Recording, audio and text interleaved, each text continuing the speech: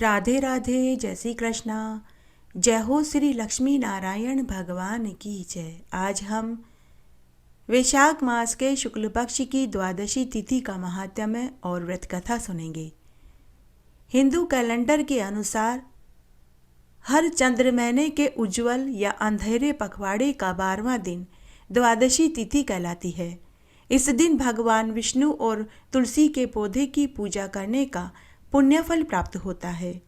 शास्त्रों में हर द्वादशी पर भगवान विष्णु की पूजा करने का महत्व बताया गया है। इस दिन भगवान विष्णु के 12 नामों से पूजा करनी चाहिए। ब्राह्मणों को भोजन कराना चाहिए। जरूरतमंदों को अन्न, वस्त्र, रुपया का दान करना चाहिए। ऐसा करने से हर तरह के दोष खत्म हो जाते हैं और कभी न खत्म होने वाले पुण्यफल की प्राप्ति होती है। पुराणों के अनुसार इस तिथि के शुभ प्रभाव से सुख, समृद्धि, सौभाग्य बढ़ता है और मरने के बाद मोक्ष की प्राप्ति होती है। एक बार भगवान कृष्ण ने युधिष्ठिर को द्वादशी तिथि के महात्म्य को सुनाया था। युधिष्ठिर ने कहा कि हे ईश्वर, सभी प्रकार के उपवास में जो सबसे श्रेष्ठ, महान, फल देने वाला और कल्याणकारी सर्वोत्तम साधन हो, कृपया करके आप हमें उस व्रत का विधान बताइए। तब भगवान श्री कृष्ण युधिष्ठिर से बोले कि हे राजन, तुम मेरे सबसे प्रिय भक्त हो। जैसे कि पूर्व काल में नारद मुनि से मैंने कहा था, वही महात्म्य आज मैं तुम्हें सुनाता हूँ। जो स्त्री और पुरुष स्नान आदि से निवृत्त होकर मेरी पंचमी के दिन भक्ति पूर्वक उपवास करता है तथा मेरी तीनों समय पूजा करता है, वह समस्त यज्ञों के फल को पाता है और अंत में मेरे परम धाम को ही जाता है। अमावस्या, पूर्णिमा, ये दोनों पर्व और दोनों पक्ष की द्वादशी तथा श्रवण नक्षत्र, ये 5 तिथियां पंचमी कहलाती है, जो कि मुझे सबसे अधिक प्रिय है। इसलिए सभी को उचित है कि वे मेरा प्रिय करने के लिए मुझ में चित्त लगाकर इन तिथियों का उपवास करें। जो सब में उपवास न कर सके तो केवल द्वादशी को ही उपवास करें, इससे मुझे बड़ी प्रसन्नता प्राप्त होगी। हे राजन, अब मैं तुम्हें 12 महीने की 12 द्वादशी के महात्म्य को सुनाता हूँ और मेरे किस नाम से उस द्वादशी को पूजा करे वह फल भी तुम्हें बताता हूँ। जो मार्गशीर्ष की द्वादशी को दिन रात उपवास करके मेरे केशव नाम से मेरी पूजा करता है, उसे अश्वमेध यज्ञ की फल की प्राप्ति होती है। जो पौष मास की द्वादशी को उपवास करके नारायण नाम से मेरी पूजा करता है, उसे वाजपेयी यज्ञ की प्राप्ति होती है। जो माघ मास की द्वादशी को उपवास करके माधव नाम से मेरी पूजा करते हैं, उसे राजसूय यज्ञ का फल मिल जाता है। फाल्गुन मास के महीने में द्वादशी को उपवास करके जो गोविंद नाम से मेरी पूजा करता है, उसे अतिरात्र याग का फल मिलता है। चैत्र महीने की द्वादशी तिथि को व्रत धारण करने पर जो विष्णु नाम से मेरी पूजा करता है, उसे पुंडरीक यज्ञ के फल की प्राप्ति होती है। जो वैशाख मास की द्वादशी को उपवास करके मधुसूदन नाम से मेरी पूजा करता है, उसे अग्निष्टोम यज्ञ के फल की प्राप्ति होती है। ज्येष्ठ मास की द्वादशी को उपवास करके त्रिविक्रम भगवान के नाम से मेरी जो पूजा करता है, वह गोमेध के फल का भागी होता है। आषाढ़ मास की द्वादशी को व्रत रख कर वामन नाम से जो मेरी पूजा करता है, उसे नरमेघ यज्ञ का फल मिल जाता है।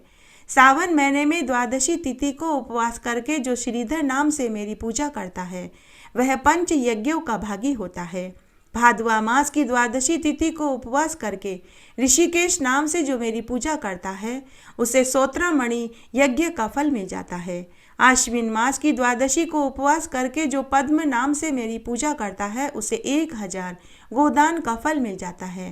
कार्तिक महीने की द्वादशी तिथि को व्रत रख कर जो दामोदर नाम से मेरी पूजा करता है, उसको संपूर्ण यज्ञों का फल मिल जाता है। जो द्वादशी को केवल उपवास ही करता है, उसे पूर्वोक्त फल का भाग ही मिलता है। इसी प्रकार सावन में यदि मनुष्य भक्ति युक्त चित्त से मेरी पूजा करता है, वह मेरी सालोक्य मुक्ति को प्राप्त होता है, इसमें कोई संदेह नहीं है। इस तरह मेरी पूजा करते करते जब 1 साल पूरा हो जाए, तब पुनः दूसरे साल भी मासिक पूजा आरंभ करें। इस प्रकार जो भक्त मेरी आराधना में तत्पर होकर 12 बरस तक बिना विघ्न के द्वादशी तिथि का व्रत, उपवास और पूजन करता है वह मेरे ही स्वरूप को प्राप्त होता है। जो मनुष्य शुक्ल पक्ष की द्वादशी तिथि को प्रेम पूर्वक मेरी वेद संहिता की पूजा करता है उसे पूर्वोक्त फल की प्राप्ति होती है, इसमें भी कोई संदेह नहीं है। जो द्वादशी तिथि को मेरे लिए चंदन, पुष्प, फल, जल, पत्र, मूल अर्पित करके मेरी पूजा करता है वह इंद्र आदि सभी देवताओं से युक्त मेरा भजन करने के कारण स्वर्गीय सुख को प्राप्त होता है। वैशाख मास के शुक्ल पक्ष की द्वादशी तिथि का सबसे अधिक महत्व बताया गया है। पौराणिक कथाओं के अनुसार इस दिन भगवान विष्णु की पूजा करने का बहुत अच्छा पुण्य फल प्राप्त होता है। इस दिन 1000 ब्राह्मणों को दान करने से जो फल मिलता है वही फल वैशाख मास की द्वादशी तिथि को स्नान, व्रत और दान करने से ही मिल जाता है। इस दिन व्रती मनुष्य को जल में गंगा जल मिलाकर स्नान करना चाहिए। अन्न दान करने का विशेष महत्व है। द्वादशी के दिन चावल का दान करना सबसे शुभ बताया गया है। कहा जाता है कि इस दिन चावल का दान करने से व्यक्ति को सभी परेशानियों से मुक्ति मिल जाती है और सौभाग्य की प्राप्ति होती है। पद्म पुराण के अनुसार वैशाख महीने की शुक्ल पक्ष की द्वादशी को एक चांडाल ने भगवान विष्णु की कमल से पूजा करी थी। वह पुण्यवान और राजा बन गया था। वारा पुराण के अनुसार इस दिन तांबे की उत्पत्ति हुई थी। यह धातु भगवान विष्णु की तपस्या करने वाले असुर के मांस से बनी। इसकी कथा है कि एक असुर ने सालों तक भगवान विष्णु की तपस्या कर वरदान में मांगा कि मरने के बाद मेरे शरीर की भी पूजा हो। तब भगवान विष्णु ने उसे ऐसा ही वरदान दिया और उसके मांस से तांबा बना और वह तांबे का पात्र भगवान विष्णु को सबसे अधिक प्रिय है। एक बार जब देवताओं और असुरों का युद्ध हुआ तो उस राक्षस को भगवान विष्णु ने ही अपने चक्र से मारा था और उसका उद्धार किया था। फिर उस राक्षस के मांस से तांबा बना। वह राक्षस भगवान विष्णु का सबसे प्रिय भक्त था, इसीलिए भगवान विष्णु ने उसके मांस से तांबा बनाया और वह तांबे का पात्र भगवान विष्णु को सबसे अधिक प्रिय है। वैशाख मास के शुक्ल पक्ष की द्वादशी तिथि की पूजा, व्रत अग्निष्टोम के बराबर जितना फल देती है। वैशाख महीने के शुक्ल पक्ष की द्वादशी तिथि पर गंगा यमुना का स्नान करने का बहुत पुण्य फल देता है और अगर गंगा यमुना में स्नान करना संभव न हो तो स्नान वाले जल में गंगा की कुछ बूंदें डालकर के स्नान किया जाए तो वह भी पुण्य फल देता है। इस तिथि पर मथुरा में यमुना जल में तिल मिलाकर नहाने के बाद भगवान विष्णु की पूजा और उसके बाद अन्न, कपड़े आदि का दान करना चाहिए। ऐसा करने से अग्निष्टोम यज्ञ करने जितना पुण्य फल देता है। वैशाख महीने के शुक्ल पक्ष की द्वादशी तिथि पर उपवास रखते हुए पानी में गंगा जल डालकर नहाना चाहिए। इस दिन अन्नदान और तिल दान का विशेष महत्व है। स्कंद पुराण में कहा गया है कि ऐसा करने से उससे मिलने वाला पुण्य कभी भी खत्म नहीं होता। पूजा कैसे करें? वैशाख मास के शुक्ल पक्ष की द्वादशी तिथि पर सूर्य उदय से पहले उठकर तिल मिले जल से स्नान करें।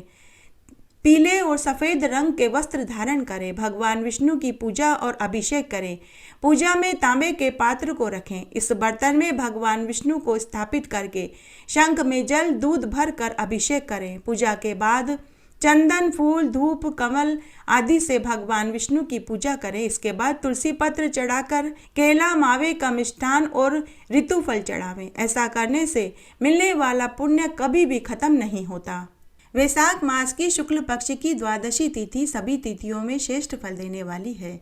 जो फल कृष्ण पक्ष और शुक्ल पक्ष की एकादशी का व्रत करने से प्राप्त होता है उससे भी कई गुना फल वैशाख मास की शुक्ल पक्ष की द्वादशी तिथि को स्नान, व्रत और दान करने से ही मिल जाता है। शंखो उद्धार तीर्थ में स्नान करने और दर्शन करने से जो फल मिलता है वही फल वैशाख मास की शुक्ल पक्ष की द्वादशी तिथि पर स्नान, दान और व्रत करने से ही मिल जाता है।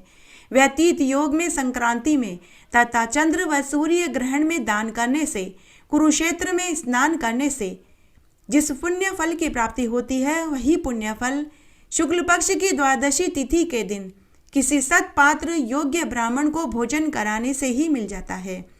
अश्वमेध यज्ञ करने से जो पुण्य फल मिलता है उससे 200 गुना पुण्य वैशाख मास की शुक्ल पक्ष की द्वादशी तिथि का उपवास करने से ही मिल जाता है। 1000 तपस्वियों को 60 बरस तक भोजन कराने से जो फल मिलता है उससे भी कई गुना फल वैशाख मास की द्वादशी पर घर आए अतिथि का आदर सत्कार करने, स्वादिष्ट भोजन खिलाकर अन्न, वस्त्र, रुपया और ऋतुफल का दान करने से ही मिल जाता है।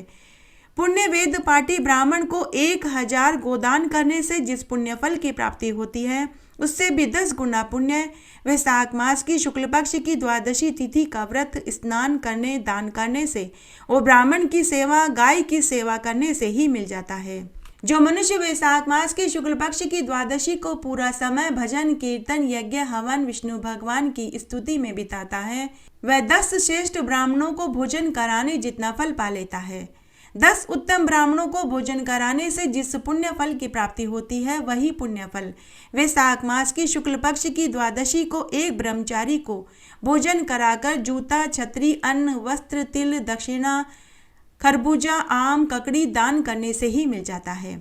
जो पुण्य पूरे वैशाख मास में व्रत, स्नान, दान करने से मिलता है, वही फल मात्र वैशाख मास की शुक्ल पक्ष की द्वादशी को एक भूखे को भोजन कराने से ही मिल जाता है। वैशाख मास की शुक्ल पक्ष की द्वादशी को पूरे विधि विधान से स्नान, व्रत, दान, भजन, कीर्तन में समय बिताना चाहिए। शास्त्रों में कहा गया है कि कुरुक्षेत्र में सूर्य ग्रहण के समय जो एक बार स्वर्ण दान करने से पुण्यफल की प्राप्ति होती है, वही पुण्यफल वैशाख मास की शुक्ल पक्ष की द्वादशी को व्रत करने से ही मिल जाता है। इस व्रत को करने से इस लोक और परलोक दोनों में सुख प्राप्त होता है और अंत में उस व्यक्ति को सद्गति प्राप्त होती है। द्वादशी के दिन सूर्योदय से पहले उठकर किसी पवित्र नदी में स्नान करके व्रत का संकल्प लेना चाहिए। पूरे दिन ब्रह्मचर्य का पालन करें, भगवान मधुसूदन की पूजा करें, रात्रि जागरण में समय बितावें और एक जोड़ा जोड़ी ब्राह्मण पति पत्नी को भोजन कराकर यथाशक्ति अन्न, वस्त्र, जूता, छतरी, खरबूजा, तरबूज और आम, तरककड़ी दान में देना चाहिए। जो मनुष्य वैशाख मास की शुक्ल पक्ष की द्वादशी को पूरा दिन ऐसे बिताता है, उसके 7 जन्मों के पापों का क्षय उसी क्षण हो जाता है। वह मनुष्य पुत्र, पौत्र आदि से युक्त होकर धन धान्य का अधिकारी बनता है। उस मनुष्य की 7 पीढ़ियों को कभी भी गरीबी का मुंह नहीं देखना पड़ता। भगवान विष्णु माता लक्ष्मी के साथ उस व्यक्ति के घर में स्थायी वास करते हैं।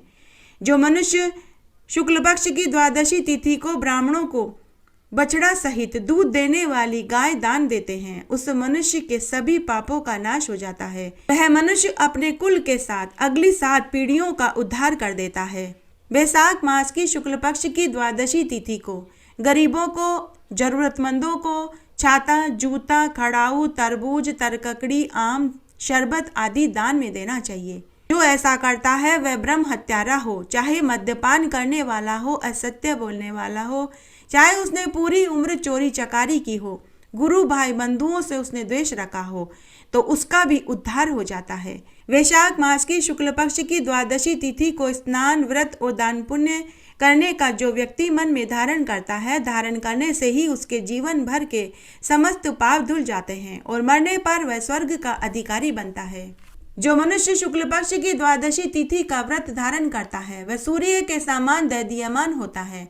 वह 7 जन्म तक ब्राह्मण योनि में जन्म लेता है।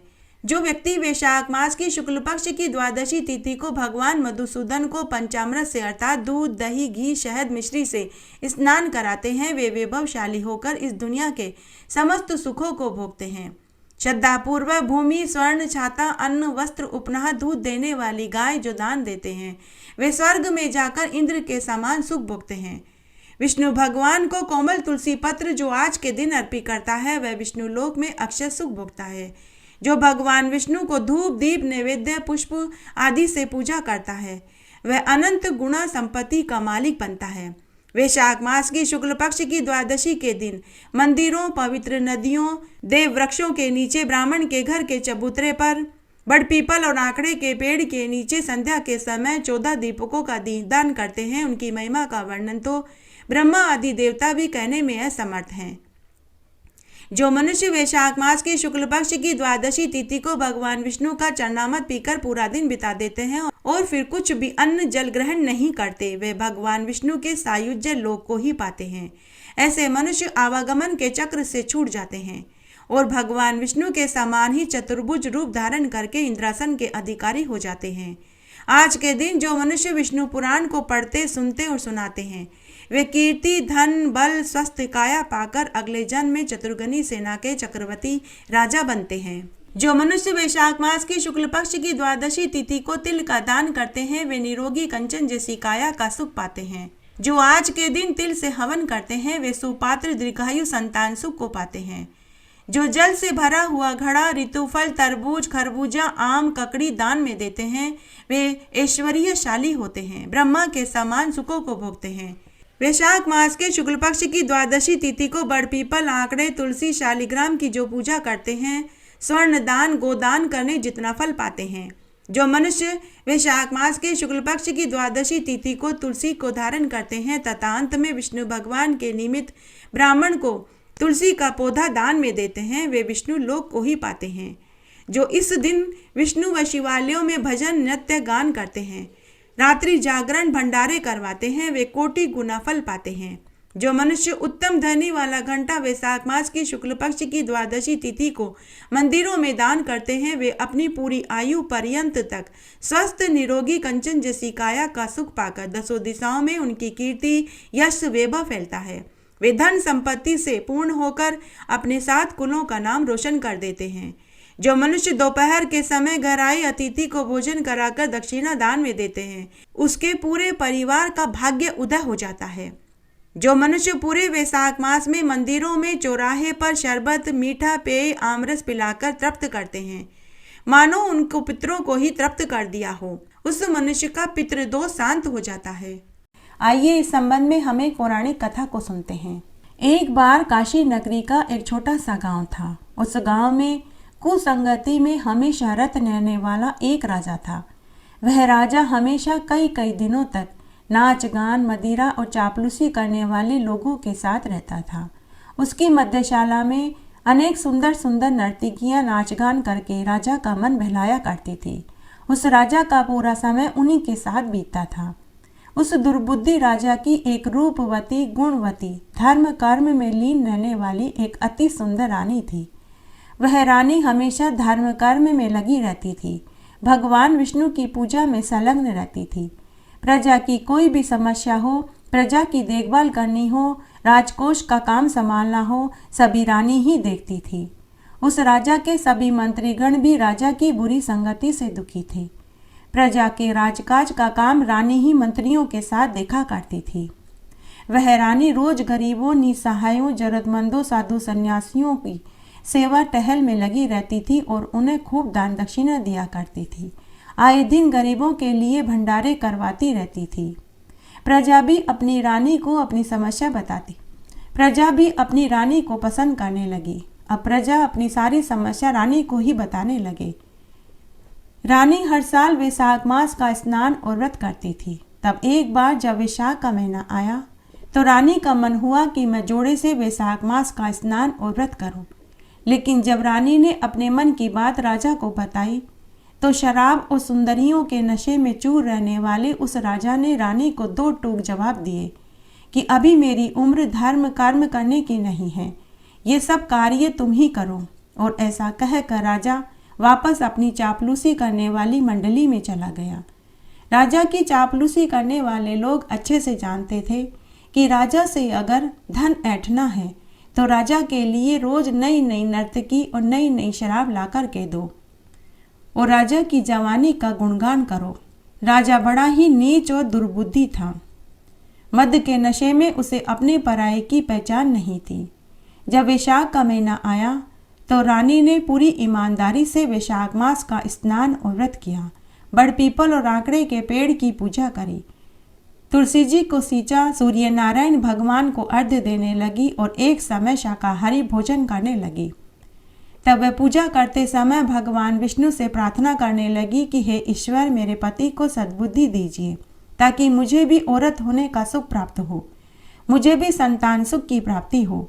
इस तरह समय बीतने लगा। तब एक दिन राजा को शिकार खेलने के लिए जाने का मन हुआ। उस दिन वैशाख मास के शुक्ल पक्ष की एकादशी तिथि थी। राजा सुबह उठकर नहा धोकर घोड़े पर सवार होकर अकेले ही शिकार खेलने घने वन में चला गया। वन में पहुंचकर राजा ने घोड़े को एक ऋषि के आश्रम में एक पेड़ से बांध दिया और खुद पैदल ही शिकार करने घने वन में पहुंच गया। कि तभी वहां भगवान विष्णु की माया से एक खूंखार शेर राजा के सामने आ गया। अचानक शेर को देखकर राजा जान बचाने के लिए एक पेड़ के ऊपर चढ़ गया। शेर उसी पेड़ के नीचे जाकर बैठ गया। राजा पूरे दिन पेड़ पर बैठा रहा और शेर के जाने का इंतजार करने लगा, लेकिन वह शेर न तो 10 पग पीछे हटा और न ही 15 पग आगे गया, बल्कि वह मुंह ऊपर करके पेड़ की तरफ देखने लगा। डर के मारे राजा की भूख, प्यास, नींद सब गायब हो गई। पूरी रात्रि राजा पेड़ पर ही बैठा रहा और मन ही मन भगवान विष्णु से विनती करने लगा कि अगर यह शेर यहाँ से चला गया तो मैं भी अपनी पत्नी के साथ वैशाख मास में स्नान और व्रत करूँगा। साथ ही उसने अपनी पत्नी से भी मन ही मन कहा कि हे रानी, अगर तुमने मेरे लिए व्रत पूजा पाठ करी है तो यह शेर यहाँ से चला जाए। हे रानी, मैं एक क्षत्रिय हूँ। मैं कसम खाकर कहता हूँ कि मैं भी हर साल वैशाख मास का स्नान और व्रत करूँगा। इस तरह भगवान की माया से वह शेर वहाँ आया था। शेर 2 दिन तक उसी पेड़ के नीचे डटा रहा। हे राजन, यह 2 दिन वैशाख मास की शुक्ल पक्ष की एकादशी और शुक्ल पक्ष की द्वादशी तिथि थी। तब त्रयोदशी के दिन सुबह राजा ने पेड़ के नीचे देखा तो उसे दूर दूर तक कहीं भी शेर दिखाई नहीं दिया। तब राजा पेड़ से नीचे उतरा और जल्दी जल्दी घोड़े को लेने आश्रम में पहुंचा। उस समय आश्रम में एक साधु संत ने राजा को आते हुए देखा और पूछा कि हे महाराज, आपका घोड़ा 2 दिन से आश्रम में बंधा हुआ है, आप खैरियत से तो हैं? तब राजा ने साधु को पूरी बात बताई तो साधु बोला कि हे राजा, इस तरह से आपका वैशाख मास में 2 दिन भूखे रहने से वैशाख मास की शुक्ल पक्ष की एकादशी और द्वादशी तिथि का उपवास हो गया। हे राजन, अब आपके सारे पाप धुल गए हैं। अब आपका भाग्य उदय होकर ही रहेगा। हे राजन, अभी अभी हम भी व्रत का पालना करने वाले हैं। आओ, आप भी स्नान आदि से निवृत्त होकर हमारे साथ व्रत का पालना करो। राजा को व्रत करने से सद्बुद्धि प्राप्त हो चुकी थी। राजा ने साधु को पूरी सच्चाई बताई और कहा कि हे साधु महाराज, मैंने आज तक अपनी रानी को 2 मीठे शब्द बोलकर उसे खुशी तक नहीं दी, इसलिए व्रत का पालना तो मैं अपनी रानी के साथ ही करूँगा। मैं आपसे क्षमा चाहता हूँ। उस साधु से राजा की कोई बात छिपी नहीं थी। साधु यह सुनकर अत्यंत ही प्रसन्न हुआ। तब उस साधु ने राजा को एक फल दिया और कहा कि हे राजन, तुम यह फल लेकर जाओ। तुम दोनों पालना करते समय इस फल को आधा आधा खाना। भगवान विष्णु और वैशाख मास का फल तुम दोनों को जरूर मिलेगा। शुतदेव ऋषि राजा से आगे बोले कि हे राजन, फिर उस राजा ने सबसे पहले अपने महल में पहुंचकर चापलूसी मंडली और नाचगान करने वाली स्त्रियों को महल से हमेशा हमेशा के लिए भगा दिया और मध्यशाला को नौकरों से धुलवाया, गंगाजल से साफ करवाया। फिर अपनी रानी से अपनी गलती की क्षमा मांगी। रानी को व्रत वाली पूरी बात बताई। व्रत का पालना करते समय साधु वाला फल दोनों ने आधा आधा खाया। वैशाख मास की शुक्ल पक्ष की एकादशी और द्वादशी का उपवास, स्नान, व्रत और दान करने से राजा रानी को इसका फल मिला। कुछ महीनों के बाद ही रानी को गर्भ ठहर गया। 9वें महीने में तेजस्वी सुंदर पुत्र पैदा हुआ। पुत्र के पैदा हो जाने की खुशी के बाद राजा ने पूरी नगरी को भोजन खिलाया और खूब दान में दिया। राजा ने पूरी नगरी में यह ढिंडोरा पिटवा दिया कि सभी को वैशाख मास का स्नान, व्रत और दान पुण्य करना चाहिए। तुलसी जी की कहानी। एक नगर में एक सेठ सेठानी रहते थे। उनके 4 बेटा बहू थे। 3 के तो बच्चे थे, लेकिन चौथी बहू को शादी के 5 साल बाद भी संतान सुख नहीं मिला। तो तीनों जिठानियां अपनी देवरानी को ताने देने लगी कि तू तो बांझ है, तेरे तो बच्चे ही नहीं हुए, तू सुबह सुबह अपना मुंह हमें मत दिखाया कर। जिस दिन हम तेरा मुंह देख लेते हैं हमारा तो दिन ही खराब जाता है। लेकिन देवरानी उन्हें कुछ नहीं कहती, हंसकर टाल देती, कभी चुपचाप कमरे में बैठकर रोने लगती। चौथी बहू का नाम ममता था। वह बड़ी ही धार्मिक प्रवृत्ति की थी। वह रोज सुबह तारों की छांव में उठ जाती, स्नान आदि करके घर आंगन को बुहारती, फिर चूल्हे पर चाय चढ़ा देती। सास ससुर को चाय देती, फिर सूर्य नारायण भगवान को अर्घ्य देती, तुलसाजी को सींचती, दिया बाती करती, तुलसाजी के मेहंदी काजल टीकी लगाती, मिश्री का भोग चढ़ाती, 5 परिक्रमा करती और तुलसी जी के मीठे मीठे भजन बैठकर वहीं गाती और माता तुलसी से पूरे परिवार की खुशहाली की दुआ मांगती। फिर चूल्हे पर चाय चढ़ाती, पूरे परिवार को चाय पिलाती, सास ससुर को बिस्तर पर ही चाय पकड़ाती, तीनों जिठानियों के बच्चों को दूध चाय और नाश्ता बनाकर के खिलाती, उन्हें नहला धुलाकर स्कूल के लिए तैयार करती, उनके टिफिन बना कर के देती। ममता बड़ी ही मेहनती थी, कामकाज में उसने कभी आलस्य नहीं किया। एक दिन सर्दी में जिठानी के बच्चे की तबीयत खराब हो गई तो ममता ने तुलसी का पत्ता मसलकर जिठानी के बच्चे के मुंह में दिया और बोली कि बेटा, तुलसी के पत्ते को दांत से मत चबाना, जीभ पर रखकर और उसका रस पीना, तुम बहुत जल्दी ठीक हो जाओगे। जब जिठानी को पता चला तो वह देवरानी पर लाल पीली होते हुए बोली कि कोई तुलसी के पत्तों को खाने से ठीक हुआ है? मैं अपने बच्चे को बड़े से बड़े डॉक्टर को दिखाऊंगी। तेरे कोई औलाद नहीं, तुझे क्या मालूम बच्चे का दुख दर्द क्या होता है। जिठानी ने उसी समय अपने पति को भेजकर डॉक्टर को घर बुलवाया। डॉक्टर ने बच्चे को देखा तो डॉक्टर ने कहा कि बच्चा तो एकदम तंदुरुस्त है, इसे तो कुछ नहीं हुआ।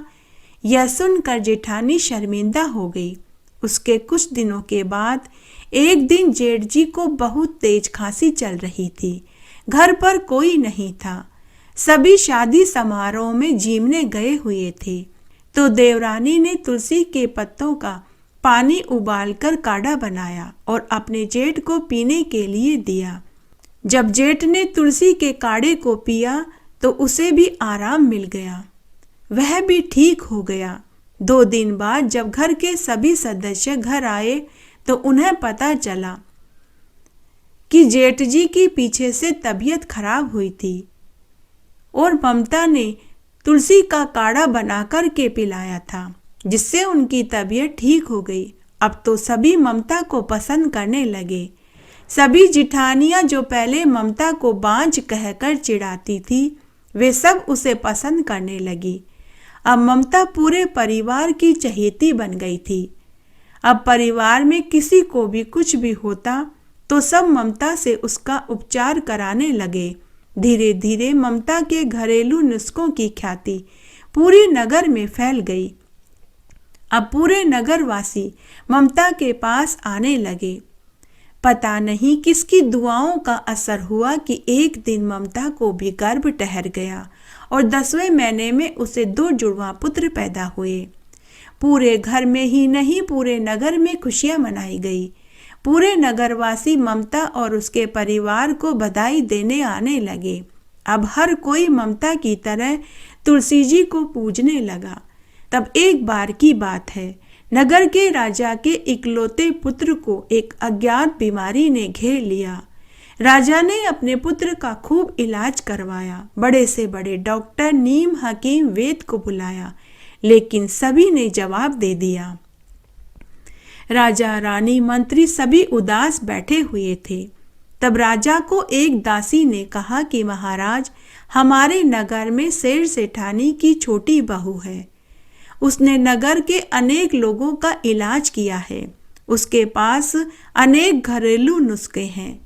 उसने अपने घरेलू नुस्खों से अनेक लोगों को ठीक किया है। पूरे नगरवासी उसका लोहा मानते हैं। अगर आप कहें तो मैं उसे लेकर आ जाऊं। तो राजा रानी ने दासी से कहा कि नेकी और पूछ पूछ, जल्दी जाओ और लेकर आओ। तब राजा ने रथ भेजकर ममता को बुलवाया। ममता अपने पति के साथ महल में पहुंची। साथ में वह तुलसी की पत्तियां साथ लेकर गई। जब ममता महल में गई तो उसने राजा के बगीचे में देखा। बगीचे में सब तरह के पेड़ थे, सभी तरह के फूल और फल भी थे। सभी तरह की सब्जियां भी उगी हुई थी, लेकिन तुलसी का एक भी पौधा नहीं था। उसके बाद ममता ने राजकुंवर को देखा। फिर ममता ने तुलसी के पत्तों का काढ़ा बनाया और राजकुंवर को पिलाया। उसके बाद ममता रानी माँ से बोली कि हे रानी माँ, आप थोड़ी थोड़ी देर में तुलसी का काढ़ा बच्चे को पिलाते रहना। यह 3 दिन में बिल्कुल स्वस्थ हो जाएगा। उसके बाद राजा रानी ममता से पूछने लगे कि तुम फीस में क्या लोगी? तो ममता राजा रानी से बोली कि महाराज, जब राजकुंवर बिल्कुल ठीक हो जाएंगे तो मैं अपनी फीस आपको बताऊंगी। इस तरह 3 दिन तक ममता रोज महल में तुलसी का काढ़ा लेकर आती और राजकुंवर को पिलाती। तीसरे दिन राजकुंवर बिल्कुल स्वस्थ हो गया। राजा रानी ने ममता से कहा कि बेटी बताओ, हम तुम्हें क्या दें? सोना चांदी हीरा मोती दे दें, 500 गांव तुम्हारे नाम कर दें, जमीन जायदाद दे दें, तुम बताओ तुम्हें क्या चाहिए? तब ममता राजा रानी से बोली कि हे महाराज, मुझे कुछ नहीं चाहिए। अगर आप देना ही चाहते हैं तो यह दीजिए कि आप अपने महल के आंगन में, बगीचे में, मंदिर में तुलसी का पौधा लगाइए। रोज दिया बाती करिए, रोज तुलसी जी को सींचिए, दिया बाती करिए और भोग लगाइए। और साथ ही पूरी नगरी में ये ढिंडोरा पिटवा दीजिए कि हर घर के आंगन में तुलसी का पौधा होना चाहिए। सब लोग तुलसी जी को सींचे, दिया बाती करें। उसके बाद राजा रानी ने ममता को 500 स्वर्ण मुद्राएं उपहार में दी। साथ ही बहुत सुंदर मकान रहने को दिया। साथ ही राजा रानी ने पूरी नगरी में यह ढिंडोरा पिटवा दिया कि सभी के आंगन में तुलसी का पौधा होना चाहिए और सभी सुबह शाम तुलसी जी में दिया बाती करें, तुलसी जी को पूजें। हे तुलसी माता, जैसे आप ममता को उसके तुलसी पूजन का फल दिया, वैसे सबको देना। कहानी कहने वाले को, सुनने वाले को और हुक्कारा भरने वाले को। जय हो तुलसी मैया की। तुलसी महारानी नमो नमो, हरि की पटरानी नमो नमो। बन तुलसी पूरन तप कियो मैया, शालग्राम महापटरानी। जाके मंज मंजरी कोमल मैया, श्रीपति चरण कमल लपटानी। धूप दीप नैवेद्य आरती मैया, पुष्पन की वर्षा बरसानी। 56 भोग 36 व्यंजन मैया, बिन तुलसी हरि एक न मानी। सामरो सखी माई तेरा यश गावे मैया, भक्तों वर दीजे महारानी। तुलसी महारानी नमो नमो, हरि की पटरानी नमो नमो। जय हो श्री लक्ष्मी नारायण भगवान की जय। इस तरह आज हमने वैशाख मास के शुक्ल पक्ष की द्वादशी तिथि का महात्म्य, व्रत कथा, तुलसी जी की कहानी, तुलसी जी की आरती सुनी। ईश्वर करे आपको इन सभी कथा कहानियों को सुनने का संपूर्ण फल प्राप्त हो। कथा का विसर्जन करने से पहले आपसे एक करुण रिक्वेस्ट है कि अगर आप मेरे चैनल पर पहली बार आए हैं तो कृपया मेरे चैनल को सब्सक्राइब करें, बेल आइकन प्रेस करना न भूलें। इससे आगे आने वाला मेरा वीडियो आपको सबसे पहले मिलेगा। मेरे साथ बने रहने के लिए आपका धन्यवाद। आगे आने वाली कथा कहानी के लिए भी आप इसी तरह मेरे साथ बने रहें। धन्यवाद।